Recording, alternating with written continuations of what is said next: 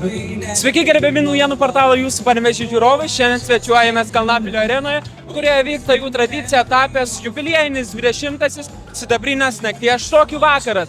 Čia savo šokių sugebėjimus rodo Juozo Balčikonio gimnazijos abiturientai ir trečiokai. O likusią informaciją visai netrukus išvysite mūsų reportaže.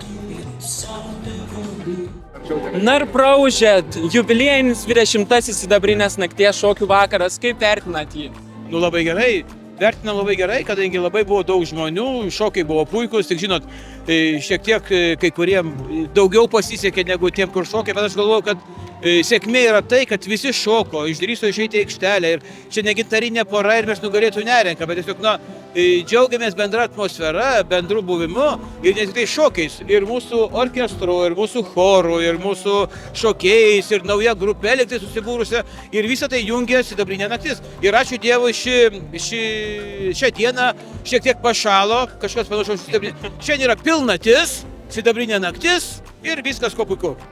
Išsirinkote karalių ir karalienę ir esat patenkinta būtent čia šokių pora. Taip, patenkinta. Aš kažkaip numačiau, kad jie gali būti karalius karalienė. Taip tikrai džiaugiuosi labai. Jūsų mokiniai palinkėjo jums stiprybės, sveikatos ir dar ilgų metų šokių mokytojos pozicijoje. Ar dar planuojate organizuoti tokias šventes ir jungtis prie jų? Tai aišku, pažiūrėkit, kiek sutraukė žiūrovų. Čia pusė Panevėžio atėjo. Tai labai gražus renginys, labai džiaugiuosi. Kokiais prizais apdovanojate, būdamas pagrindiniu šio renginio rėmėjų nugalėtojus?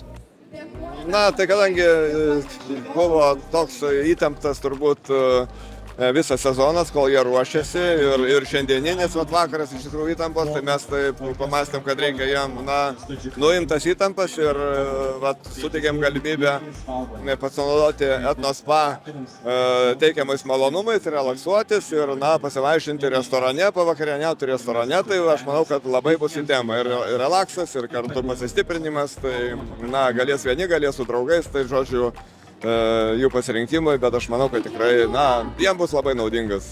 Kaip jaučiatės, ar tikėjotės būti išrinkta karalių ir karalienė? Šiaip dabar dar kol kas trūksta žodžių pasakyti, kaip jaučiamės abu, manau, kalbu iš visą porą. Bet šiaip, nuo pat metų pradžios labai gerai susišokame, tikrai buvo geras ir šis paroje. Gerai įdėdavom ir iš mokytojos daug komplimentų susilaukdavom, bet aišku, kad tapsim karalium ir karalienė tikrai šito nesitikėjom.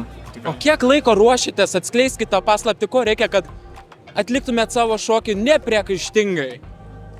Tai reikia daug repeticijų, daug darbo, reikia vilčių ir svarbiausia reikia tikėti vienas kitu paroje. Manau, tai yra svarbiausia. Kadangi tapote šio vakaro nugalėtojais, ar planuojate ateityje sieti būtent savo karjerą su šokiais? Tai mano gyvenimas tai visas eina su muzika kartu, su šokiais. Tai tikrai, manau, neapleisim ir aš, ir Rugilė šokio. Jūs irgi? Taip. Mergaitė kuklinasi truputį. Viskas gerai. Na ir paskutinis klausimas. Ko labiausiai pasisėmėte iš būtent šokių pamokų ir dalyvavimo šiame renginyje, jubiliejiniam juolab? Tai tikriausiai, kad darbas ir ištvermė. Taip, ištvermė, darbas atsiperka visgi. Reikia tiesiog tikėti. Ir galų gale pasieksi to, ko trokšti. Kaip jaučiatės sugrįžę į gimnazijos tokį renginį? Šiaip labai faina, labai daug jauduliuko yra, bet labai geros emocijos, labai faina pamatyti visus žmonės, mokytojus, direktorių. Ir šitaip visai tas renginys toks yra labai didelis. Ir kaip vos ne miesto, kaip šventė yra, tai tikrai labai faina sugrįžti čionai. Taip pat norėčiau pridurti, kad labai gera grįžti pas savo mylimus mokytojus, pas savo mylimą direktorių ir vėl jausti tą visą nuotaiką ir tas gimnazijos atmosferą pačią. Kaip sekėsi vertinti poras? Kas buvo sunkiausia galbūt?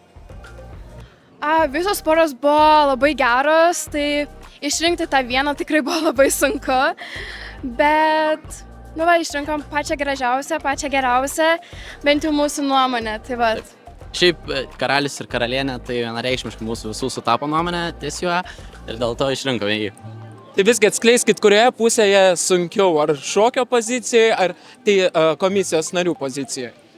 Aš sakyčiau, man vertinti. Nežinau, kaip mano partneriai. Šiaip iš tikrųjų vertinti, nes šokti kažkaip taip vis tiek pajauti tą malonumą ir atsipalaiduoju, o vertinti tai labai sunku, nes turi tikrai atkreipti į smulkmenas, į detalės, tai kažkaip taip gal vertinti. Ir taip pat kaip šokį, tai tu esi atsakingas už save tik tai ir savo partnerę, bet kaip vertini, tai esi atsakingas už daug žmonių ir kiekvieną emociją.